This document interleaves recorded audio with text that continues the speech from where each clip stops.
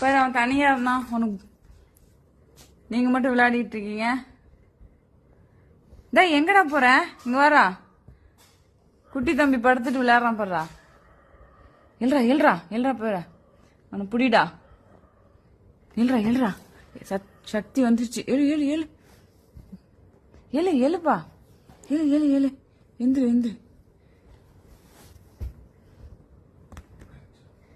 வரான் பாரு. பதுங்கி பதுங்கி வரான் ஒருத்தன். உன்கிட்ட சண்டை போட வரான் வரான்.